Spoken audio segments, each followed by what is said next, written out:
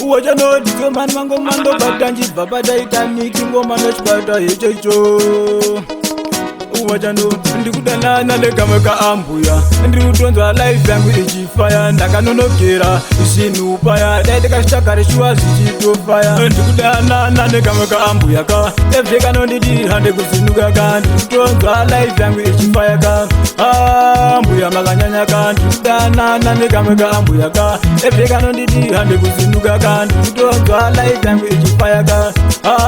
ambuya makanyanya ka kantarwa nenzikufuka chiri tsipa ka ambuya ikaka kana kutombochipa kanondipa kudoro kanyora mumapepa kutandanane nako mufunge ndainyepa ka ambuya ikaka katori nerudo runotobaka mufunge life yangu inini yatonaka ndifendaka rova kana kukatuka because takanaka nane kamwe ka ambuya ka evhe kanonditi hande kuzinuka ka ndikutonzwa life yangu ichifaya ka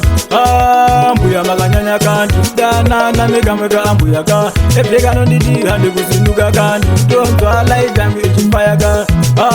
ambuya makanyanya ka kanoti true love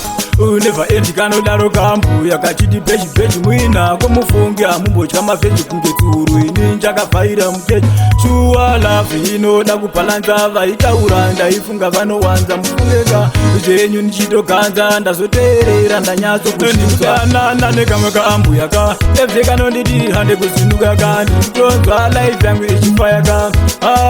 ambuya makanyanya ka ndikudana nekamwe ka ambuya ka evhe kanonditi hande kuzinuka ka ndikutonzwa life yangu ichifaya ka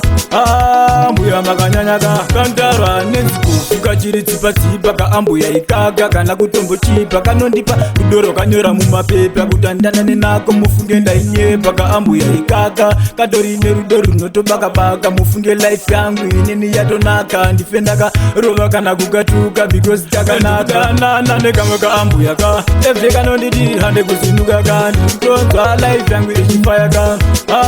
ambuya makanyanya ka ndikudana nane kamwe ka ambuya ka evhe kanonditi hande kuzinuka ka ndikutonzwa life yangu ichifaya ka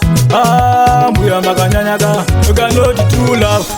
never end kanodaro kambuya kachiti pechi mwina komufungi amumbotya mavheji kunge tsuru ini njakavhaira mukeji shuwa love inoda kubalanza vaitaura ndaifunga vanowanza mufungeka zvenyu nichitoganza ndazoteerera ndanyatsokushikudana nekamwe ka ambuya ka evhe kanonditi hande kuzinuka ka ndikutonzwa life yangu ichifaya ka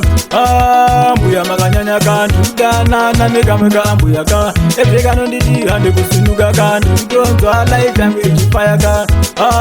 ambuya makanyanya ka